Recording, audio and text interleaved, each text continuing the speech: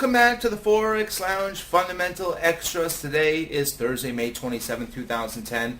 Welcome back, one and all. Great that you could join us. Bloomberg.com today reports the U.S. economy grew in the first quarter at a slower pace than previously calculated, reflecting smaller gains in consumer and business spending and highlighting the risks to the recovery posed by the European debt crisis. The 3% increase at an annual rate in GDP was less than the median estimate of economists surveyed by Bloomberg News, and compares with an advanced estimate of 3.2% issued last month. Figures from the Commerce Department show today in Washington.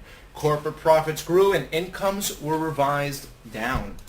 Getting to the charts now, the blue line represents the U.S. GDP, again at 3%. Coming off of significant highs, we saw up at the 5.6% area going back to March of this year, but has declined ever since. This, of course, is still well off the lows of negative 6.4% going back to May of 2009. Nevertheless, we're below the 12-month moving average, that's the violet line, and continuing to decline over the past few months.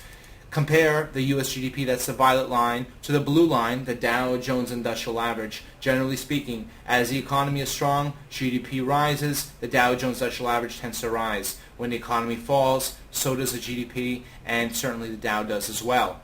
Comparing now U.S. GDP, that's the violet line, to the blue line, that's a dollar-Swiss C currency pair. When the economy is strong, GDP rises, the Federal Reserve is forced to raise interest rates. That anticipation of higher rates tends to lead to strength in the dollar against most other currencies. When the economy falls, the Federal Reserve cuts rates. That leads to declines in the U.S. dollar.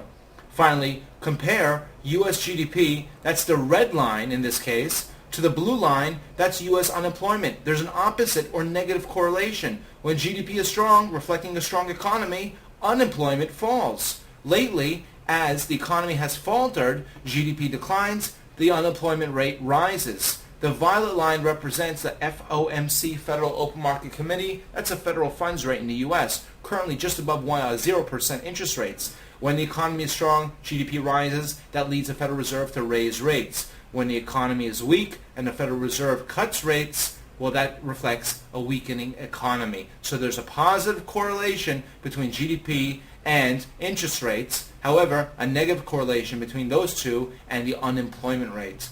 We hope this has been helpful. If you have any questions, email us anytime. info@forexlounge.com. We thank you for joining us. We wish you a great day, all profitable trades, and we look forward to seeing you back soon. Back inside the Forex Lounge.